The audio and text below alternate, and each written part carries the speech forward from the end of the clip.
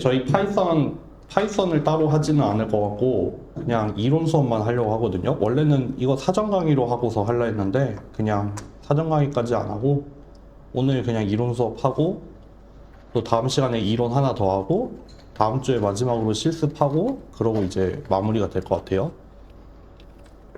저희가 지난주에 좀 되게 그거 했죠. 뭐 축제도 있으셨을 거고 그러다 보니까 목요일에 제가 그때 수요일에 이제 예정대로 헬프데스크를 하자, 너무 힘들어 하는 것 같으니까 헬프데스크를 하자 했는데 그날 수업에 들어갔더니 역시 아무도 질문을 하지 않더라고요. 아직 시험 기간이 아니니까 공부를 안 했는지 그냥 한 10분 15분 수다만 떨다가 나왔단 말이에요. 그래서 이거 목요일 수업에도 똑같이 될 것 같은 생각이 들어서 그럴 바에는 그냥 원래 목요일에 수업하려고 했던 내용이 있었는데 그거를 어차피 축제 기간이니까 겸사겸사 해가지고 그냥 녹화 강의로 보고 대신에 녹화 강의는 보지만 뭐 시험에는 내진 않는 어려운 토픽을 하나 올려드렸죠. 그래서 아마도 그게 뭐 ML이랑 MAP에 이어서 하나가 더 추가가 되는 여기에 해당이 되는 어떤 주제가 될 텐데 그거는 한번 그냥 들어보시면 될 것 같습니다. 네, 한번 들어보세요.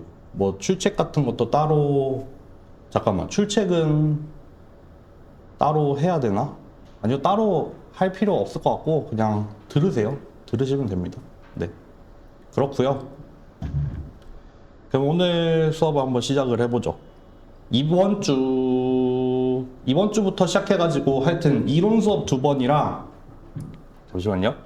이론 수업 2번이랑 파이썬까지 해가지고 하려고 하는 게 뭐냐면은 저희가 뉴럴 네트워크를 했잖아요. 뉴럴 네트워크라는 걸 했는데 되게 제일 기본적인 형태의 멀티레이어 퍼셉트론이라는 그 풀리 커넥티드로만 되어 있는 그런 형태의 뉴럴 네트워크를 봤단 말이에요. 근데 이거 말고 이제 이미지라는 형태의 데이터에 좀 더 어울리는 그런 뉴럴 네트워크로 대표적인 게 컨볼루셔널 뉴럴 네트워크 내지는 줄여서 CNN이라고 부르는 게 있어요. 그래서 여기 뉴럴 네트워크, 기본적인 뉴럴 네트워크 같은 경우에는 벡터를 입력을 받아서 벡터를 출력을 하잖아요. 근데 이 컨볼루셔널 뉴럴 네트워크 같은 경우에는 2D 또는 3D로 되어 있는 이미지를 입력으로 받아요. 그래서 이제 뭐 클래시파이를 한다거나 하는 그런 구조거든요.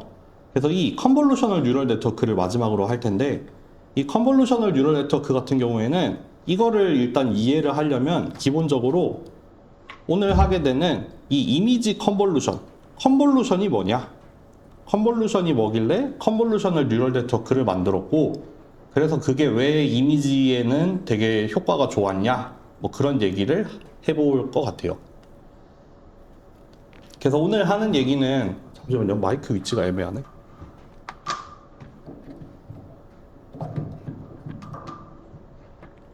오늘 하게 되는 얘기는 그냥 딱 2개만 기억을 하시면 됩니다. 딱 2개만 기억을 하면 되는 게 하나, 컨볼루션 이거 계산 어떻게 하냐? 이거 계산을 할 때 약간 패딩이라는 개념이 나올 거예요. 그래서 컨볼루션이라는 걸 계산을 하려면 패딩이라는 걸 넣어야 되는데 그래서 패딩 넣어가지고 컨볼루션 실제로 계산 어떻게 이루어지냐? 이게 첫 번째고 두 번째 그거의 의미가 뭐냐? 컨볼루션을 취한다는 게 도대체 무슨 의미냐?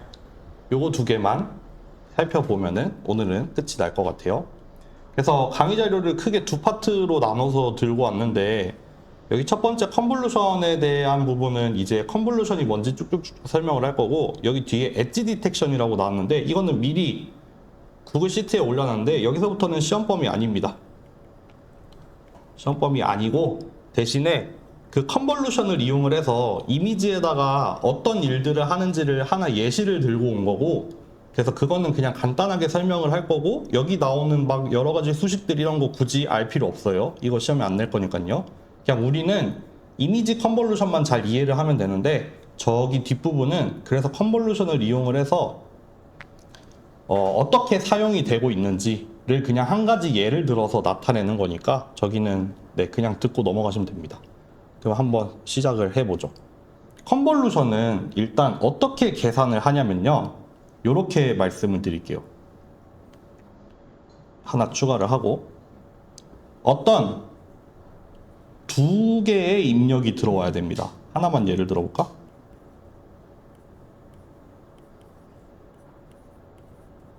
이렇게 생긴 3x3의 인풋이 되는 이미지가 있어요. 그리고 이렇게 컨볼루션은 이런 표시를 써요. 여기에다가 뭐를 하나 해볼까? 이런 형태의 2x2의 커널을 줍니다. 그래서 컨볼루션에 입력이 되는 거는 이 인풋 이미지랑 어떤 주어진 커널이 들어올 거예요. 그래서 출력으로 나오는 거는 3x3의 아웃풋 이미지가 나옵니다. 내지는 때로는 피처 맵이라고도 불러요. 뭐 아웃풋 이미지이긴 한데 이 커널에 대한 이 주어진 이미지에 피처 맵이 나온다라고도 얘기를 하긴 하는데 일단 차차 봅시다. 어떻게 계산을 할 거냐면은 이 아웃풋 이미지가 3x3이에요. 요 인풋 이미지랑 아웃풋 이미지의 사이즈가 동일하게 나와요. 그러면 필요한 자리는 이렇게 하나, 둘, 셋, 넷, 다, 여, 일곱, 여덟, 9개를 계산을 해야 할 텐데 이거를 어떻게 계산을 하냐? 여기 첫 번째 자리를 한번 계산을 해볼게요. 첫 번째 자리. 이 첫 번째 자리는 어떻게 계산을 하냐면은 여기 첫 번째 위치를 기준으로 삼는데 제가 이거를 2x2로 해놓은 이유는 이 커널이 2x2이기 때문이에요. 이 커널이 2x2여서 여기에서 계산을 한 다음에 그 결과를 여기다가 넣으면 돼요. 근데 그 계산을 어떻게 하냐면은 이렇게 합니다. 이 첫 번째 자리랑 요 자리랑 여기 이거 나중에 설명할게요. 두 개를 곱해요. 1 곱하기 마이너스 1 더하기 이 첫 번째 자리에서 오른쪽으로 한 칸 가면은 이렇게 오른쪽으로 한 칸 갔죠? 그럼 여기는 반대 방향으로 이렇게 왼쪽으로 한 칸을 가요. 그러면은 1 곱하기 1이죠. 두 개 곱하면. 그리고 여기로 이동을 하면은 나는 아래로 한 칸 왔잖아요. 얘는 위로 한 칸을 가요. 그러면은 1 곱하기 마이너스 1이죠. 그리고 이쪽으로 오면은 여기에서 계산을 해서 1 곱하기 1 해서 계산을 하면 0이 나옵니다. 다시 어떻게 계산을 하냐면은 마치 벡터의 이너 프로덕트를 계산하는 거랑 비슷해요. 벡터의 이너 프로덕트 계산할 때 보면은 같은 자리에 있는 것끼리 곱해서 다 더하잖아요. 얘도 2차원의 행렬을 가지고 마치 이너 프로덕트랑 비슷하게 계산을 하는 거예요. 다만 방향을 조금 반대로 해가면서 하는 거죠. 내가 여기를 기준으로 삼으면은 여기가 기준이 돼요. 그래서 이거 곱하기 이거가 나오는 거고 내가 여기 옆으로 한 칸 이동하면은 나도 옆으로 이렇게 한 칸 이동해요. 그래서 이렇게 곱하고 내가 아래로 한 칸 이동하면은 위로 한 칸 이동해서 이렇게 곱하고 또 뭐지? 내가 여기로 오면은 여기로 와서 요거 두 개를 곱해요. 그래서 이거 각각의 자리에서 곱한 것끼리 다 더하면은 0이 나오거든요, 지금. 그럼 여기는 0이 나옵니다. 똑같이 여기 이번에는 요 자리를 계산하고 싶어. 여기를 계산하고 싶어. 그러면은 옆으로 한 칸 이동해요. 아까는 여기서 구했잖아요. 지금은 이제 여기로 이동을 하는 거예요. 그럼 옆으로 한 칸 이동해서 똑같은 걸 하면 됩니다. 내가 여기다가는 이거를 곱하면 돼요. 그럼 1 곱하기 마이너스 1 시작하죠. 그리고 내가 옆으로 한 칸 가면은 요거랑 곱하면 돼요. 10 곱하기 1이죠. 더하기 내가 아래로 한 칸 가면은 위로 한 칸 가요. 1 곱하기 마이너스 1 더하기 마지막으로 10 곱하기 1 하면 끝나겠네요. 10 곱하기 1 계산하면 마이너스 1, 10, 마이너스 1, 10이니까 이렇게 나오겠네요. 이 자리는 이렇게 들어가는 겁니다. 컨볼루션 취하면. 또 다른 자리로 한번 구해볼게요. 아이고 숫자가 사라졌네. 내가 여기를 구하고 싶다. 여기를 구하고 싶어. 그러면은 여기 가서 구하면 돼요. 여기 가서 구하면 됩니다. 또 한번 해볼게요. 그러면은 먼저 1 곱하기 마이너스 1, 그 두 번째 자리 1 곱하기 1, 그리고 세 번째 자리 1 곱하기 마이너스 1, 그리고 마지막 자리 2 곱하기 1이네요. 그래서 계산을 하면은 1 나오거든요. 여기 1 넣어주면 됩니다. 이렇게 계산을 하면 돼요.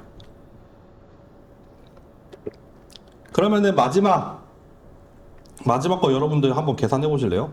마지막이라고 하면은 일단 패딩 없이 할 수 있는 마지막 자리 여기죠. 요 자리에서 계산하면 얼마 나와요?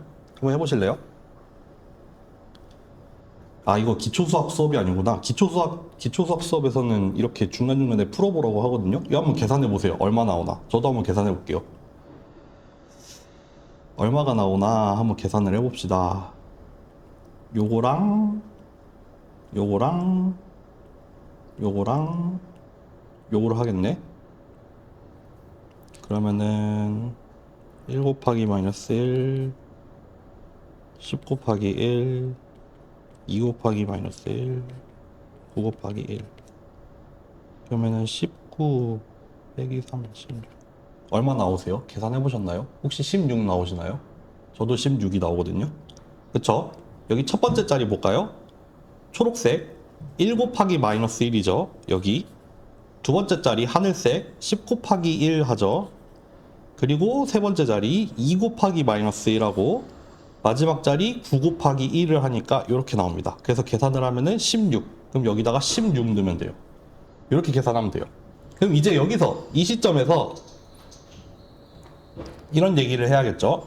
아니, 아까 아웃풋 이미지는 인풋 이미지랑 동일한 사이즈가 나온다고 했는데 지금 여기 주어진 자리에서 계산할 수 있는 거는 여기가 전부 아닌가요? 그럼 나머지 자리는 어떻게 계산을 하죠?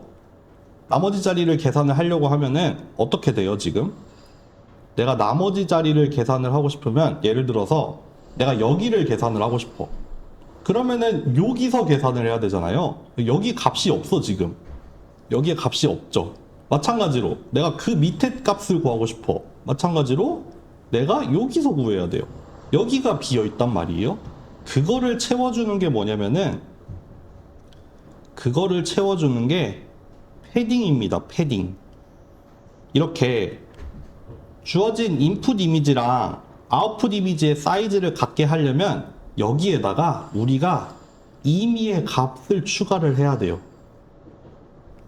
이렇게 값을 추가를 해줘야 돼요.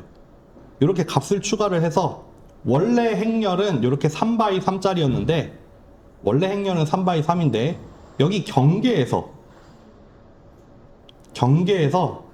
필요한 만큼 이렇게 채워주는 거예요. 지금 같은 경우에는 딱 한 줄만 더 있으면 돼가지고 이렇게 한 줄만 더 채우면 되거든요. 그러니까 이렇게 행렬을 만들어주면은 그럼 이제 구할 수 있죠. 여기 구하려면은 여기서 컨볼루션 취하면 돼요. 또 여기 구하려면은 여기서 컨볼루션 취하면 되고 여기 구하고 싶으면은 여기서 컨볼루션 하면 돼요. 또 마찬가지로 여기서 하면은 여기 또 뭐 있냐? 색깔 남는 게 뭐가 있지? 없네. 또 뭐 여기서 구한다? 여기를 채우면 됩니다. 이렇게 나머지 자리는 이렇게 해서 계산을 하면 돼요. 그래서 우리가 이거 여기 이 모자른 자리들을 채우기 위해서 우리가 방금 이렇게 임의로 값을 추가를 했거든요. 얘를 우리가 패딩이라고 부릅니다. 패딩. 네. 지금 같은 경우에는 여러분 잘 생각해 보세요. 이 패딩의 크기는 얘가 결정해요. 패딩을 얼마나 넣어야 되는지는 커널의 크기가 결정을 해요, 사실. 예를 들어 볼까요? 똑같이 3x 3짜리의 입력이 들어와. 근데 커널이 이번에는 이렇게 그려볼까? 커널이 2x3야. 이렇게. 그래서 아웃풋을 계산을 하려고 해요. 아웃풋도 똑같이 인풋이랑 동일하게 3x3으로 나왔으면 좋겠어. 잠깐만요. 그러면은 우리가 계산을 하려면은 지금 얘를 일단 기준을 여기를 잡았다 칩시다. 여기를 잡았다 치면은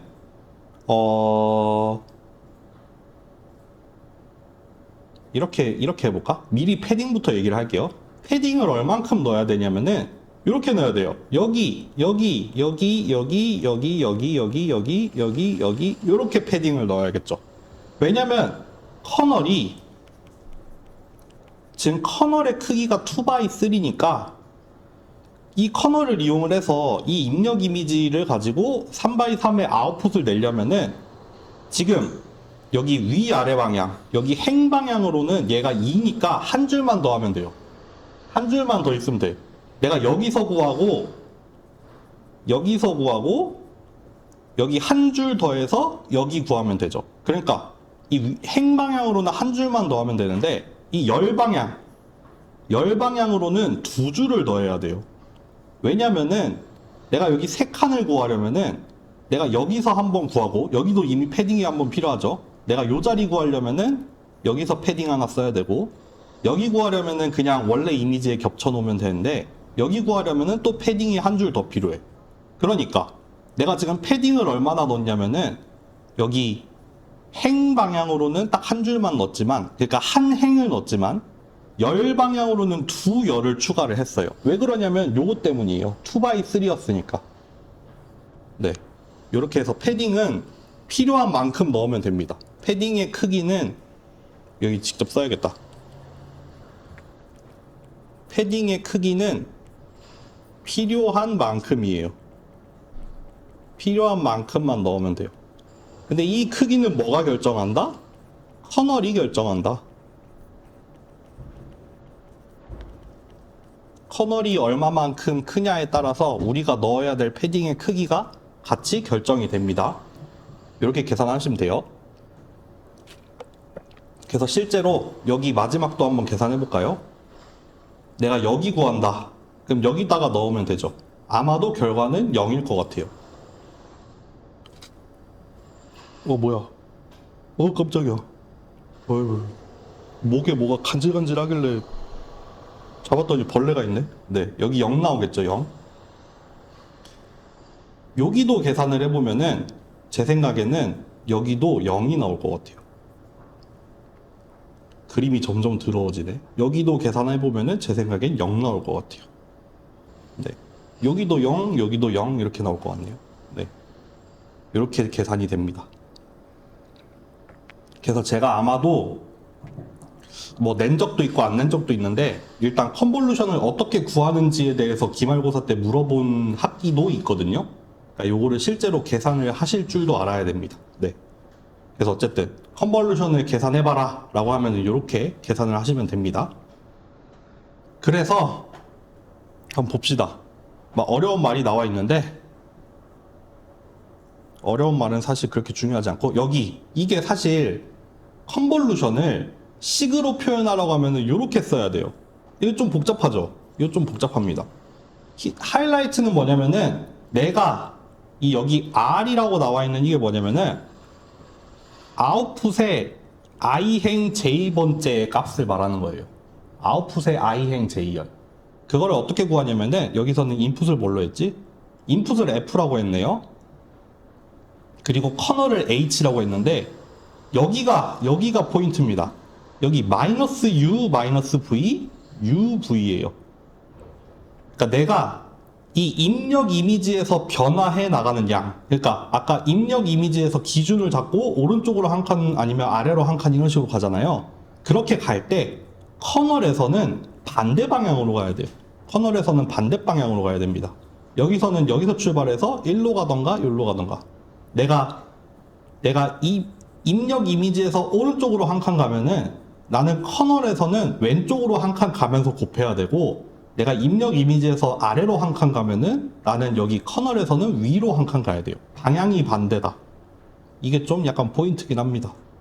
근데 이제 그런 분들이 있을 거예요. 여기서 이 타이밍에 얘기해야겠다. 저는 다른 수업에서 내지는 다른 자료에서 컨볼루션을 배운 적이 있는데요. 내지는 CNN을 배운 적이 있는데요. 그때는 방향을 뒤집어서 배우지 않았어요. 그냥 방향 뒤집지 않고 그냥 그 방향 그대로 계산하라고 하던데요? 라고 수업을 하기도 해요. 근데 사실 그거는 왜 그러냐면은 이 컨볼루션이라는 게 컨볼루셔널 뉴럴 네트워크에서만 사용이 되는 건 아니에요. 컨볼루션이라는 거는 이제 또 여러 가지 의미가 있는데 그 컨볼루션의 다른 의미를 살리기 위해서는 이 방향을 반대로 정의를 하는 게 맞습니다. 그리고 실제로 FM대로 하면은 컨볼루션은 방향을 반대로 해가면서 계산을 하는 게 원래 FM입니다. 근데 다만 이 컨볼루셔널 뉴럴 네트워크에서만 사용을 할 거라면은 그거는 굳이 방향을 뒤집지 않아도 사실 상관없거든요. 그냥 원래 방향대로 계산하면서 그냥 그거를 컨볼루션이라고 정의해도 컨볼루셔널 뉴럴 네트워크에서는 오히려 그게 더 편해요. 그래서 보통 그냥 머신러닝이나 딥러닝에서 가르치기로는 그냥 방향을 반대로 한다는 언급조차 안 하고 그냥 원래 원방향대로 구하기도 하는데 저는 FM대로 가서 저희 수업에서는 방향을 반대로 해가면서 계산을 하는 거를 기준으로 삼겠습니다. 나중에 시험 볼 때 컨볼루션 계산하라고 했는데 방향을 반대로 하지 않으시면은 틀립니다. 방향을 반대로 하셔야 돼요. 네. 뭐 간단하게 말해서 일단 그 중에 하나로는 듣고 흘리세요. 퓨리의 변환이라는 게 나오는데 퓨리의 변환에서 이 컨볼루션이라는 게 의미가 있고 거기서 이 컨볼루션이 의미가 있으려면은 방향이 반대가 되어야 맞습니다. 네. 어쨌든 식으로 얘기하면 이렇게 어렵게 쓰는데 사실 아까 그거예요. 아까 그겁니다. 네, 여기서 얘기했던 거. 여기 첫 번째 자리를 구하려면은 여기다가 겹쳐놓고 이제 웨이티드 썸을 구하는데 방향을 반대로 해야 된다. 그거를 식으로 써놨더니 이렇게 표현이 되더라 라고 보시면 돼요. 그래서 실제로 계산하는 거 여기도 얘가 나와 있고요. 이런 거 넘어갑시다. 컨볼루션 자체가 리니어하다 그런 얘기를 하는 건데 그런 거고요. 패딩에 대한 얘기를 조금 해볼게요. 패딩에는 그러면 결국에는 이렇게 주어진 이미지가 있을 때 패딩이라고 하면은 내가 원하는 만큼 여기 왼쪽, 오른쪽 아니면은 위, 아래에다가 점점 필요한 값들을 채워 나가는 걸 우리가 패딩이라고 부르잖아요. 이런 것들을 우리가 패딩이라고 부를 거예요. 근데 사실 결국에는 이미지에 실제 값이 들어가 있지 않는 비어있는 부분을 우리가 임의로 채우는 게 패딩이에요. 그렇기 때문에 이 패딩을 어떤 방식으로 채울지도 사실 여러 가지가 존재합니다. 여러 가지가 존재해서 실제로 이미지를 보죠. 그 이미지라는 형태의 데이터는 저번에도 몇 번 말씀드렸지만 흑백 같은 경우에는 0에 가까울수록 검은색이 되고 1에 가까우면 가까울수록 흰색이 되는 그런 이렇게 컬러 맵을 하나 가지고 있죠. 그래서 0부터 1 사이로 변해가는 어떤 행렬을 가지고 표현을 하면은 이런 이미지가 하나 표현이 돼요. 근데 우리가 지금 여기서 실제 이미지의 영역은 어디냐면은 여기까지예요.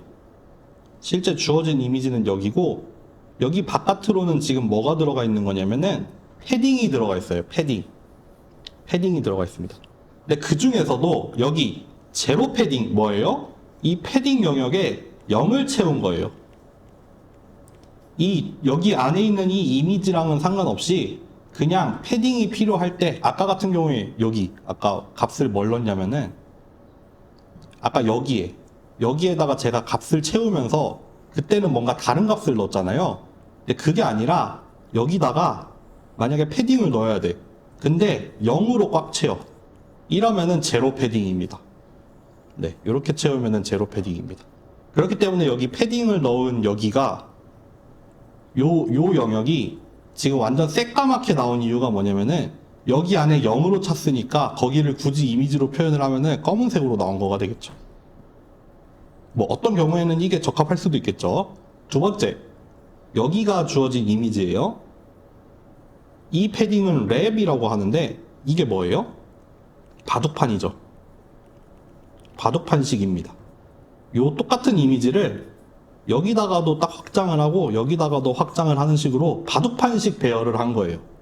그러니까 예를 들어서 요 부분에 나와 있는 이 영역은 사실 이미지에 여기에 해당이 되는 거죠. 바둑판식으로 대칭 이동을 하지 않고 바둑판으로 배열이 돼 있으니까.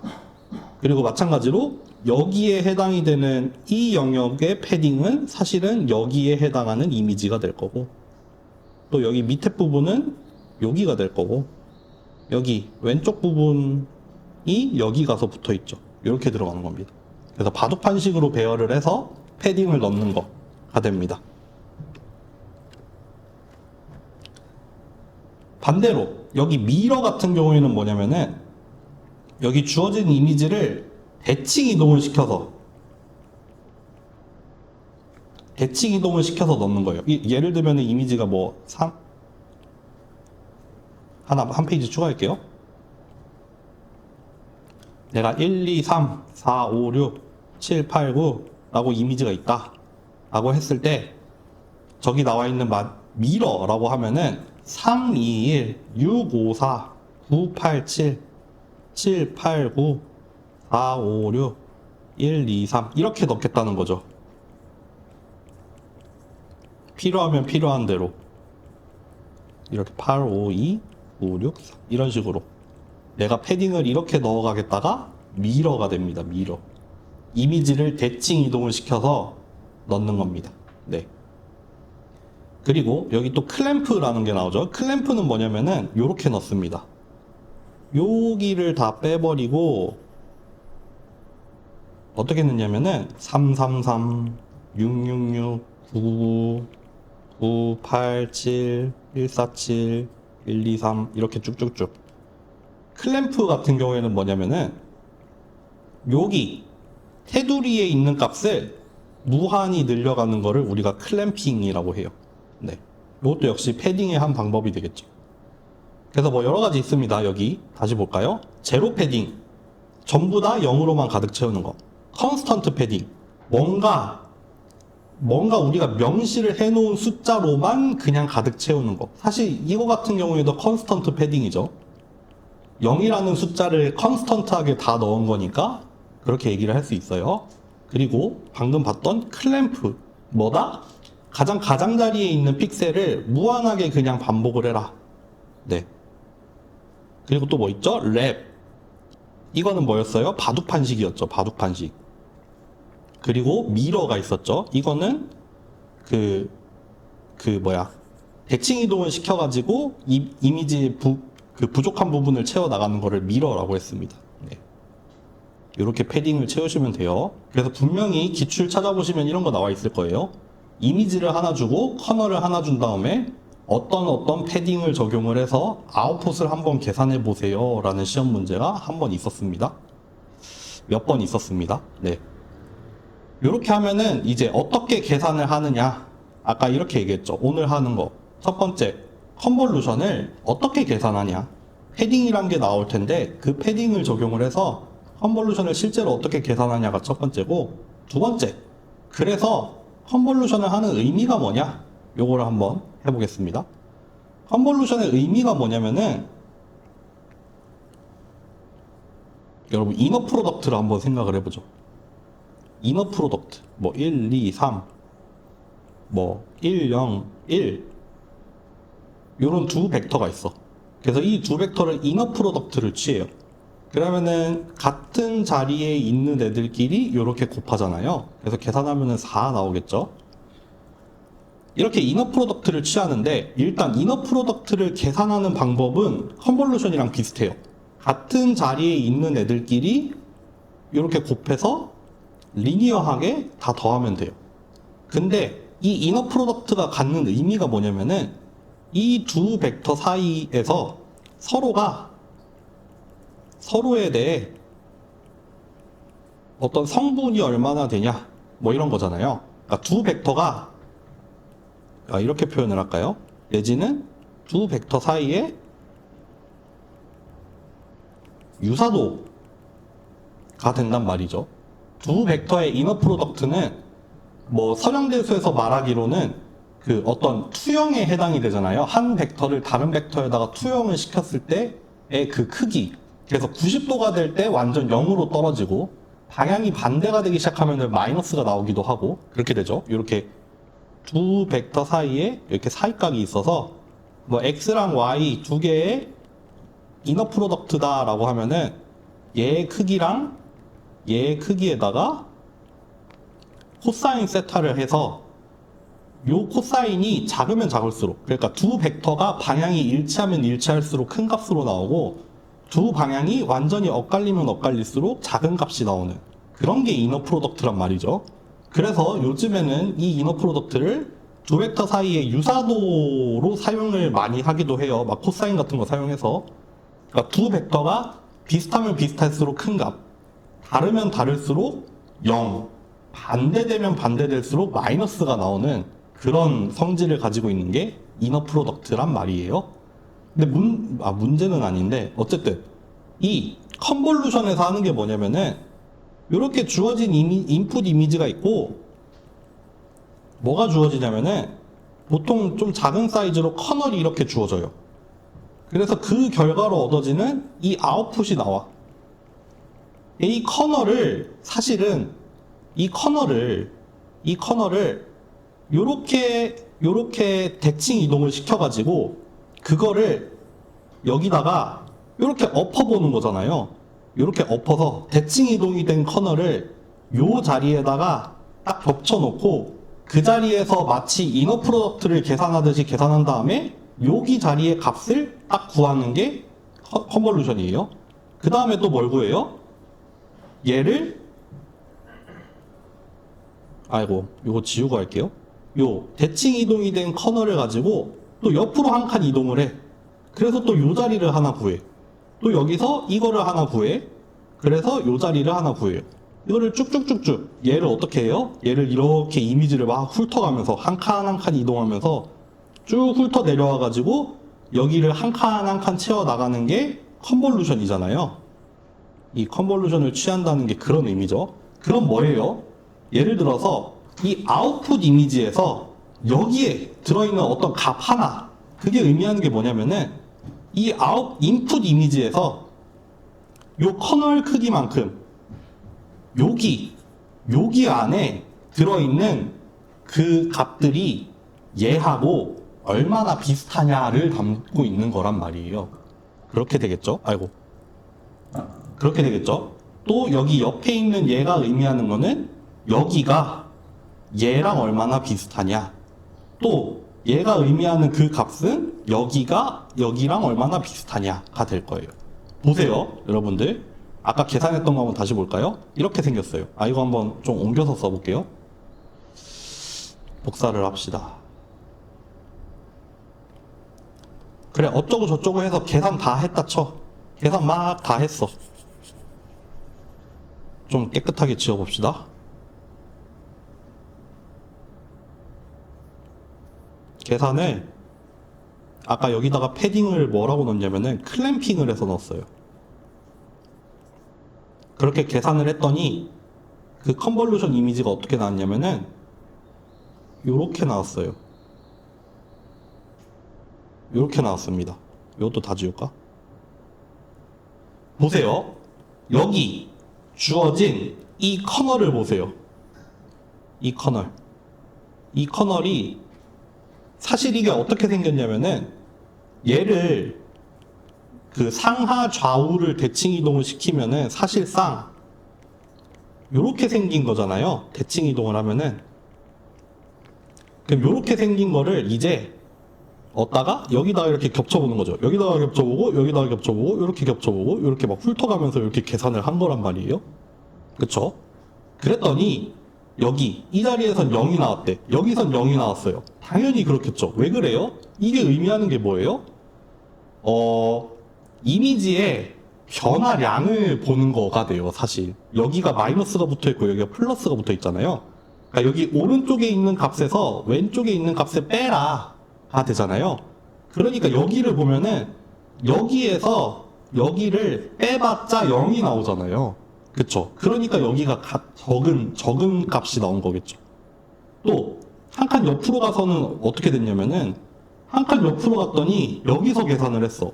보세요. 오른쪽에서 왼쪽을 빼라. 여기서 이거 빼라. 그러니까 9가 나와서 두 개 더해가지고 이렇게 나온 거잖아요. 그러니까 여기는 큰 값이 나왔죠. 왜 그래요? 왜 그러해요? 여기 안에 요 자리에서 이 자리에서 요런 모양으로 생긴 그런 일이 되게 많이 일어나고 있으니까. 또 다시 옆으로 한 칸 갔더니 이제 또 왼쪽이랑 오른쪽이랑 똑같은 값이 나왔어. 그러니까 여기는 변화가 없잖아. 그러니까 0이 나오겠죠. 네. 그런 의미가 되는 겁니다. 그래서 아이고 잠시만요. 얘를 어떤 특성 맵, 피처 맵이라고 한 이유가 뭐냐면은 여기 주어진 이미지 안에 이렇게 생긴 어떤 그 구성이 되는 요소가 얼만큼 많이 들어있니를 막 얘기를 해달라라는 게 되고, 그래서 그 결과로 얻어진 이걸 보면은 보세요. 여기 가장자리에서는 이런 이미지가 별로 나타나지 않아. 이런 부분 되겠죠. 정확히 하면은 요런 부분이 되겠죠. 요런 부분에서는 요렇게 생긴 이미지가 별로 나타나지 않는데, 정확히 여기죠. 여기에서는 얘랑 유사한 일이 되게 많이 일어나고 있어 라고 말을 하는 거잖아요. 그런 의미가 됩니다. 그래서 이너 프로덕트랑 비슷한데, 이너 프로덕트를 어떻게 구하냐면은 자리를 한 칸 한 칸 옮겨가면서 이너 프로덕트를 취하는 거예요. 그렇게 되다 보니까 여기 이 아웃풋으로 나오는 거를 우리가 피처 맵 내지는 히트맵이라고 부를 거예요. 뭐에 대한 히트맵이냐면은 여기 이 주어진 인풋 안에 이렇게 생긴 게 얼만큼 많이 분포해 있냐, 얼마나 세게 들어가 있냐, 그게 요거랑 똑같은 사이즈의 이미지로 히트맵으로 전환이 되기 때문에 우리가 컨볼루션을 이미지로부터 어떤 특성을 추출하는 방법으로 삼는 겁니다. 여기 한번 볼까요? 예를 한번 들어보죠. 여기 한번 보세요. 뭐를 예를 들어볼까? 이거 좀 어렵게 생겼네. 요거 한번 볼까요? 소벨이라고 돼 있는데, 이거는 뭐냐면은 이 주어진 입력 이미지가 이렇게 생겼나봐. 주어진 입력 이미지가 이렇게 생겼는데 여기다가 이렇게 생긴 커널을 적용을 했어요. 아까랑 비슷하죠. 이거 결국 대칭 이동 시키면 어떻게 생기냐면은 마이너스 1, 마이너스 1, 마이너스 1, 0, 0, 0, 1, 2, 1 이렇게 생겼단 말이에요. 결국에 이거 뭐예요? 왼쪽에서 오른쪽을 빼봐예요. 왼쪽에 있는 값에서 오른쪽을 빼봐. 그러면 여기 이미지를 봐가면서 어떤 딱 특정한 위치에서 여기 왼쪽에 있는 값과 오른쪽에 있는 값들의 차이를 보는 거예요. 그러니까 이게 사실 뭐가 되냐면은 지금 커널이 이렇게 생겼잖아요. 커널이 이렇게 생겼잖아요. 이거는 뭐냐면은 가로 방향의 변화량을 보는 거예요. 가로 방향의 변화량을 보는 겁니다. 그래서 여기 주어진 이미지로부터 사실 이런 영역에서는 여기에다가 커널을 적용을 해봤자 왼쪽 부분, 여기 부분이냐, 여기 부분이랑 여기 부분이랑 차이가 없기 때문에 그냥 밋밋하게 나오니까 이렇게 나오는 거예요. 이런 부분 역시 변화량이 없으니까 밋밋하게 나오죠. 변화량이 없어요. 이런 부분들 다 밋밋하게 나오고 있는 거예요. 근데 어디서 값들이 나오기 시작해요? 이런 부분. 예를 들면은 여기는 지금 흰색에서 어두워지잖아요. 밝았다가 어두워지는 부분이니까 딱 그 위치에서 변화량이 딱 발생을 하죠. 마찬가지로 요런데 어두웠다가 밝아지잖아요. 그러니까 이렇게 변화량이 생기고 있죠. 네. 그래서 실제로 이 이미지를 이렇게 가로 방향으로 스캔을 해가면서 지금 이 그 픽셀 값들이 변화를 어떻게 해나가는지가 결과로 이렇게 딱 얻어집니다. 그쵸? 가로 방향이에요. 가로 방향. 그러니까 이 원 같은 경우에 여기가 살짝 까맣게 나오고 여기는 또 밝게 나오죠. 또 세모 같은 경우에 여기가 검었고 여기가 하얗게 나왔죠. 그러니까 가로 방향의 변화를 보고 있기 때문이에요. 네. 요 같은 경우에는 좀 뭐에 가깝냐면은 그 코너랑 비슷한 거를 보려는 거예요. 이 커널의 이미지를 보면은 여기 바둑판처럼 생겼잖아요. 이렇게 대각선으로 분포해 있는 데는 플러스 값이 들어가 있고 이 대각선을 제외하고는 마이너스 값이 들어가 있다 보니까 요거는 코너에 해당이 되는 걸 찾아내려고 하다 보니까 여기 이렇게 45도 방향으로 틀어진 요 부분이 살짝 밝잖아요. 그렇게 나온 겁니다. 요건 좀 어렵다. 요건 좀 어렵고 반대로 이렇게 꼭 플러스 마이너스로 들어있는 게 아니라 이렇게 들어있는 거 잠깐만요. 이렇게 들어있는 커널 같은 경우에는 어떤 효과가 생기냐면은 로컬 에버리지 같은 효과가 생겨요. 그렇죠? 여기 어떤 특정한 위치에서 커널을 요만큼 잡은 다음에 이렇게 생긴 커널을 적용을 해. 뭐예요? 여기 안에서 웨이티드 된 에버리지를 구하잖아요. 그 센터에서 제일 높은 웨이트를 가져가고 센터에서 멀어지면 멀어질수록 웨이트가 작아지다 보니까 그 이미지의 각 부분에서 예를 들면은 여기 점에서 여기를 기준으로 했을 때 커널을 잡아놓고 로컬 에버리지를 취하다 보니까 얘는 이미지를 스무스하게 만드는 효과가 있어요. 네, 이미지를 스무딩을 합니다. 네. 그래서 그런 것들을 좀 보여드리려고 들고 온 겁니다. 네. 여기서부터는 이제 그냥 컨볼루션을 사용을 했을 때 실제로 어떤 결과가 나오는지를 좀 예를 들어서 말씀을 드릴게요. 여기까지는 그렇다 치고 이제부터는 시험 범위 햅시다. 가우시안 블러를 뭘 볼까? 아까도 말씀드렸던 것처럼 그거예요. 우리가 커널을 요런 모양의 커널을 사용을 하면은 이거는 결국 대칭 이동을 시켰을 때 어떻게 나오냐면은 0, 0, 0 이렇게 나오죠. 그러니까 오른쪽에 있는 값에서 왼쪽에 있는 값을 빼라예요. 그러니까 이거는 호리즌탈한 가로 방향의 디퍼런스를 보는 거예요. 이 주어진 이미지가 가로 방향으로 이렇게 스캔을 했을 때 그 각각의 위치에서 값이 증가하냐 감소하냐 아니면 변화가 없냐 그런 걸 보려는 거예요. 마찬가지로 이렇게 생긴 커널을 쓰면은 이거 대칭 이동시키면은 이렇게 생기잖아요. 아래에 있는 값에서 위에 있는 값을 빼라예요. 이거는 버티컬하게 세로 방향으로의 변화량을 보려는 커널이 되겠죠. 그래서 실제로 적용을 하면 이렇게 나옵니다. 이 얼룩말 같은 경우에 어떤 부분을 볼까? 이런 부분을 볼까요?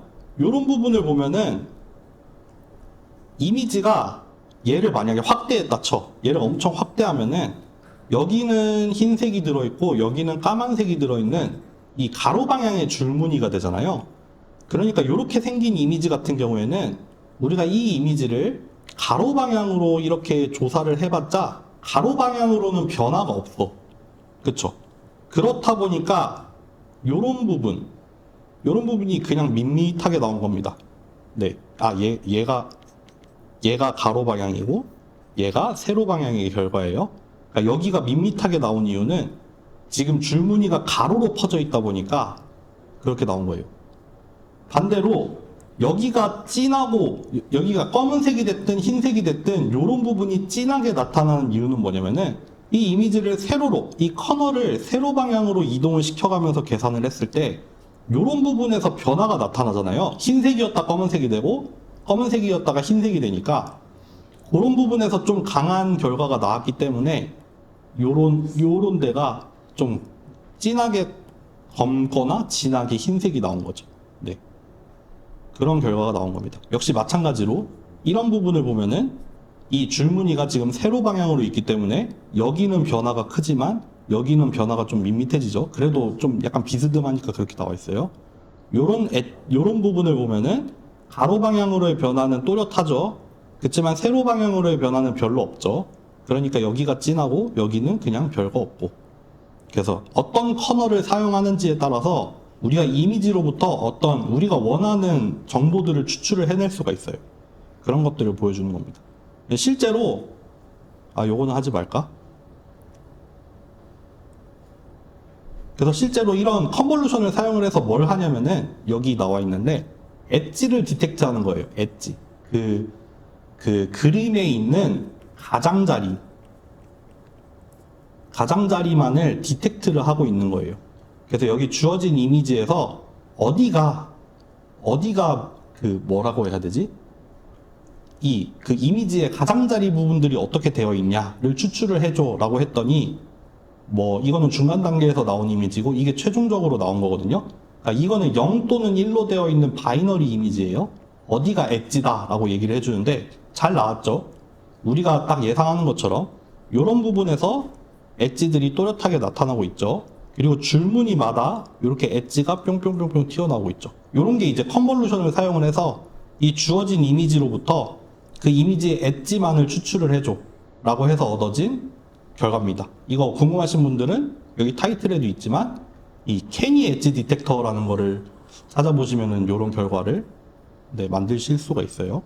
요것밖에 안 들고 왔나 제가? 또 요거는 스무딩을 하는 거니까 넘어갑시다.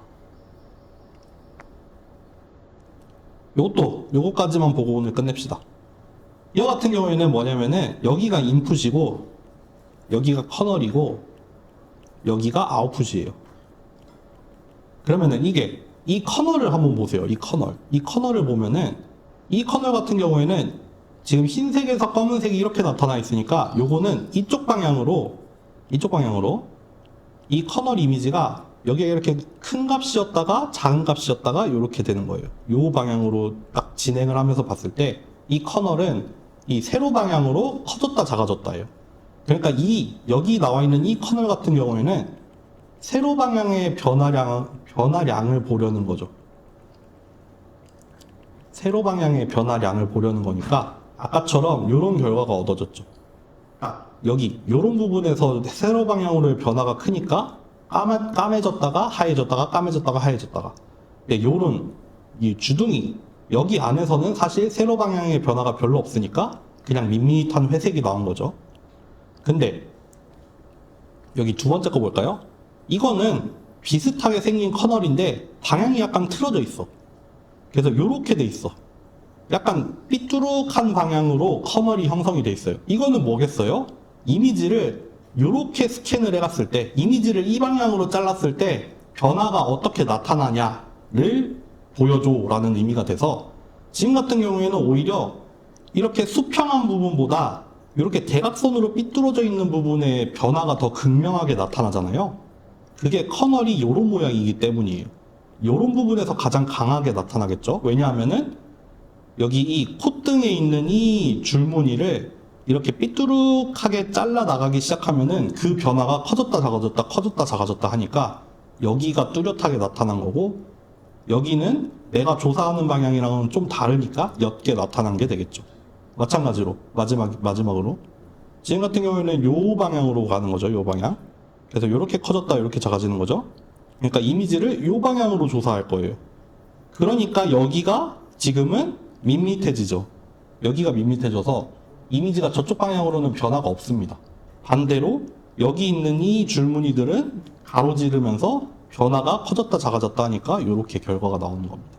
네. 요건 궁금하신 분들은 나중에 여기 이 두 번째 섹션, 제가 두 번째 섹션 엣지 디텍션으로 넘어와서 몇 가지 예를 보여드리는데, 이거는 사실 컴퓨터 비전 수업에서 다루는 강의 자료고요. 그래서 컴퓨터 비전 궁금하신 분들은 컴퓨터 비전 배우면은 소벨 오퍼레이터 이런 거 배우거든요. 그 소벨 오퍼레이터의 결과가 이렇게 얻어집니다. 어쨌든 소벨 오퍼레이터라는 것도 컨볼루션을 사용을 해서 결국 주어진 커널을 어떻게 디자인을 할 거냐, 내가 이미지로부터 뽑고 싶은 어떤 특징이 있는데 그런 특징을 뽑으려면 우리가 커널을 어떻게 디자인을 해야 되냐를 묻는 거지, 결국에는 커널을 디자인한 다음에는 우리가 배웠던 컨볼루션을 취해가지고 이미지의 피처를 추출을 한다고 보시면 되겠습니다. 네, 그렇게 해서 오늘 수업을 하려고 했던 거 좀만 다시 되짚어 보면은, 이제 컨볼루션을 어떻게 계산을 하고 그게 의미가 뭐가 되고, 그래서 주어진 어떤 이미지로부터 우리가 조사하고 싶은 어떤 특정 모양의 커널을 이렇게 훑어가면서 실제로 그 이미지 안에 우리가 보고 싶은 이런 커널이 얼마만큼 분포해 있는지를 보려고 하는 거고, 그거에 몇 가지 예를 보여드렸어요.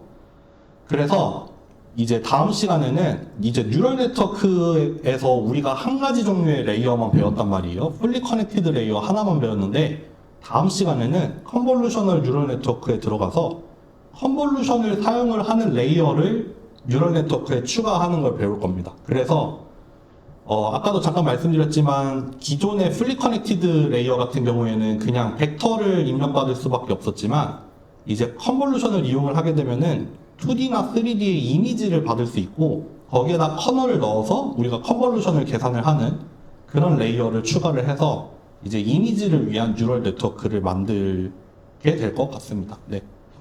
오늘은 여기까지 하고요. 네, 목요일에 그러면 컨볼루셔널 뉴럴 네트워크 하는 걸로 하겠습니다. 수고하셨습니다.